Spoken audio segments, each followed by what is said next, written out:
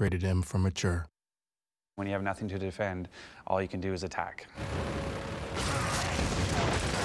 Welcome to Delta. In Gears of War, you never fight alone. This was one of the driving design mantras that we had from the start. It's not just about Marcus Phoenix, it's also about Dominic Santiago, it's also about the other members of Delta Squad. So in Gears 2, you actually get to know the other guys a little bit better, experience a little bit more of a personal story arc, and experience the horrors of war with the men of Delta Squad. So Gears 2 starts 6 months after the first Gears ends. You set off the light mass bomb underground and you think you've won. You've beaten back the Locusts, but you start getting little bits of insurgent activity. Winter is coming on fast. It's starting to get a little bit chilly, and humanity is in serious trouble because the Locusts are back. And suddenly cities start sinking all over the place, and you figure they're coming back with a vengeance. Humanity is up at this location called Jacinto. It's their one last safe city.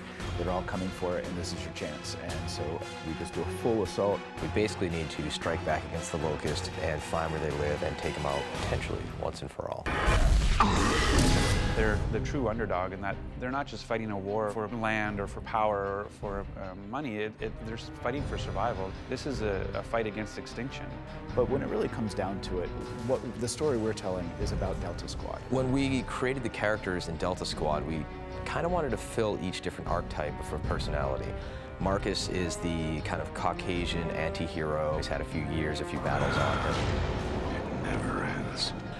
Dominic is the half Hispanic best friend who occasionally, cracks a joke.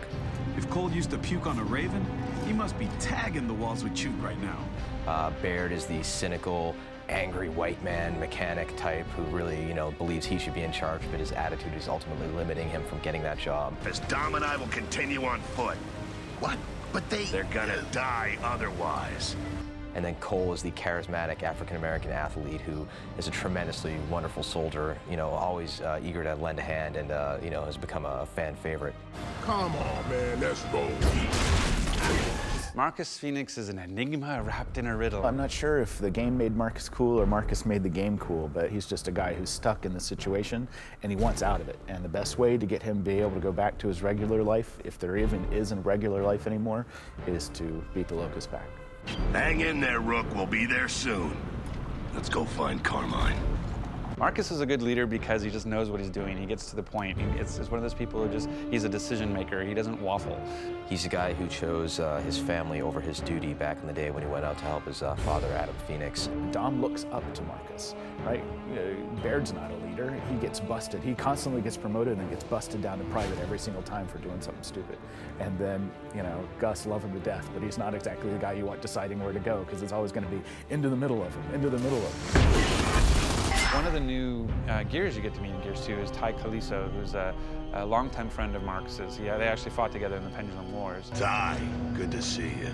We wanted to bring in a new, good, tough soldier, but we didn't want another over-the-top Gus or another taciturn Marcus. And, where do you go? Spiritual is what we thought. Someone who's fighting, it's something they believe in, and they believe sort of in, I won't say Bushido, but that art of the warrior and spirituality. Fate has thrown us together again, huh, Marcus? And it's just a kind of a different feel. We've really steered clear of religion in Gears. There's lots of statuary, things that sort of imply a religion, but we've kind of avoided that. And so this is the first time we've maybe peeked a little bit in about what their beliefs are. Everything happens for a reason. Wait a minute. This doesn't mean we gotta fight in your army now, does it? I didn't say that, but you're not staying here. The Stranded to us are people who have chosen to stay and not to get caught up in sort of the cog way. However, after years of that lifestyle, it would probably get pretty exhausting, and there's a certain percentage of Stranded that are okay signing up for the cog. Dizzy's one of those characters that made that trade-off, and he's driving a giant truck for you in Gears 2. Oh, hold them off, boys! Get your asses down there! When you're making a game or a universe like Gears and you have your primary character of Marcus, you have to be very careful with how much personality you put on him because the player is projecting himself onto that guy. If Marcus was looking for his wife, the player would be like, wait, why do I care about this woman? With Dom, we're able to play with these emotions a little bit more. When we wrote Dom, Dom is the voice of the player.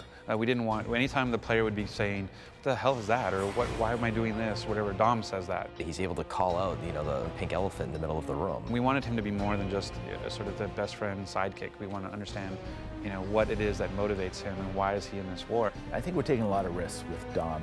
It's not just about killing Locust anymore. You ever seen this woman? Name's Maria. Pretty. We have to be really careful trying to get a love story into a game like Gears. If something happens to me, promise me you'll look for Maria. I really hope gamers aren't just going to skip through cinematics, but give it a second and watch it, because I think they're going to be impressed, and it's still cool. They're badass characters who just happen to, be in love. That's cool. Not again! I've lost her again! Ah! Delta out.